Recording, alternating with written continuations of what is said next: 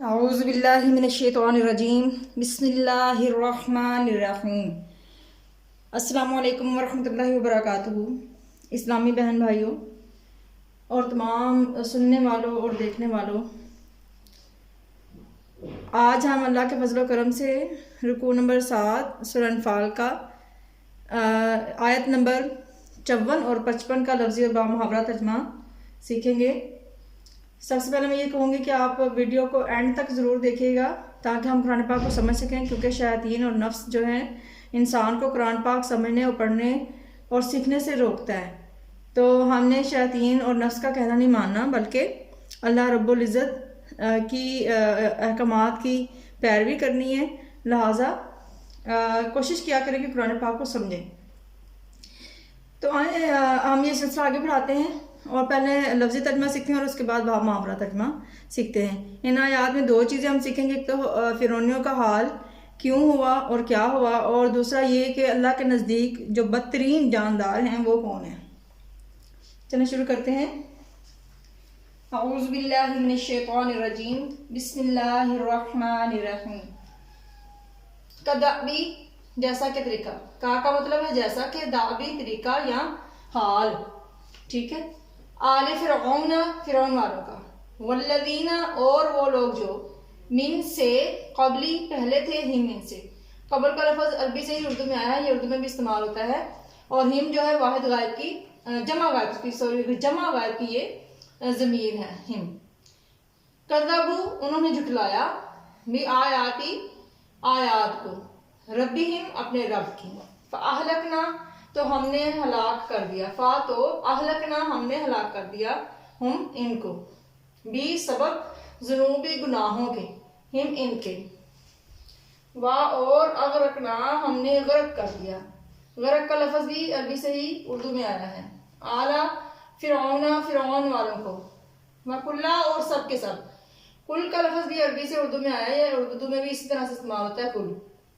کانو وہ تھے، ظالمین ظلم کرنے والے۔ انا بے شک، شرع برا ترین بدترین، شر اردو میں استعمال ہوتا لفظ، یہ عربی سے ہی اردو میں گیا ہے۔ دواب بھی جانور یا جاندار۔ ان اللہ اللہ کے نزدیک، اللہ زینا جو لوگ، کافرو کفر کرتے ہیں، فہم تو وہ لا یؤمنون ایمان نہیں لاتے۔ بامحاورہ ترجمہ دیکھتے ہیں۔ کدعبی آل فرعون والذین من قبلہم، جیسا حال فرعونیوں اور اس سے پہلے لوگوں کا ہوا تھا ویسا ہی ان کا ہوا۔ یہاں پہ بریکٹ میں الفاظ آئے ہیں کیونکہ ان کی یہاں پہ عربی استعمال نہیں ہوئی، اور لیکن بات ہو رہی ہے غزوہ بدر میں موجود کفار کی، کہ ان کو ناکامی کا سامنا کیوں کرنا پڑا، وہ ہلاک کیوں ہوئے۔ تو اللہ تعالیٰ فرمایا جیسا حال فرعونیوں کا ہوا تھا ویسا ہی اور ان لوگوں کا بھی جو ان سے پہلے تھے، جنہوں نے اللہ کا کہنا نہیں مانا تھا، تو ان کا بھی ایسا ہی حال ہوا۔ کیسا حال ہوا آگے دیکھتے ہیں۔ کذبوا بآیات ربہم فاہلکناہم بذنوبہم، انہوں نے اپنے پروردگار کی آیتوں کو جھٹلایا تھا تو ہم نے ان کو ان کے گناہوں کے سبب ہلاک کر ڈالا۔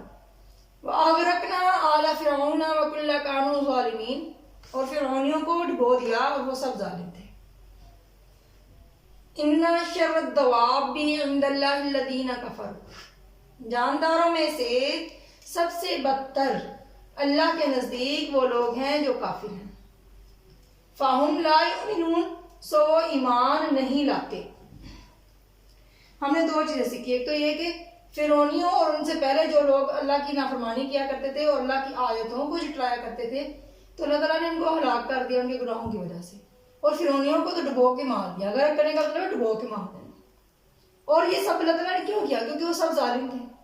تو اللہ تعالیٰ یہاں پہ مثال ان کی اس لیے دے رہا ہے تاکہ غزوہ بدر کے لوگ جو کفار تھے، وہ جو ناکام ہوئے تھے، ان پر جو عذاب نازل ہوا تھا اور فرشتوں نے ان کو مارا تھا اور مسلمانوں کو فتح حاصل ہوئی تھی، تو یہ ساری چیزیں کیوں تھی؟ تو اللہ تعالیٰ فرما رہا ہے کہ میں پہلے بھی اسی طرح سے جو لوگ مجھے میری آیات کو جھٹلاتے ہیں، میرے انبیاء کو جھٹلاتے ہیں، تو ان کا حال بھی ایسے ہی ہوا ہوتا ہے۔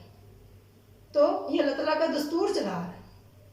پھر اللہ تعالیٰ فرما رہا ہے کہ اللہ کے نزدیک جو بدترین جاندار یا بدترین جانور میں کافر ہیں، کیونکہ وہ ایمان نہیں لاتے.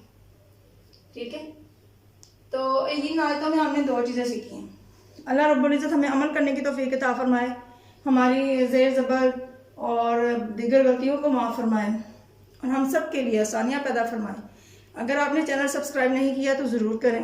اگر آپ کو میری یہ کوشش اچھی لگی ہو تو لائک کریں اور زیادہ سے زیادہ شیئر کریں، تاکہ ہم قرآن پاک کو سمجھنے اور سمجھانے کا یہ سلسلہ زیادہ سے زیادہ پھیلا سکیں.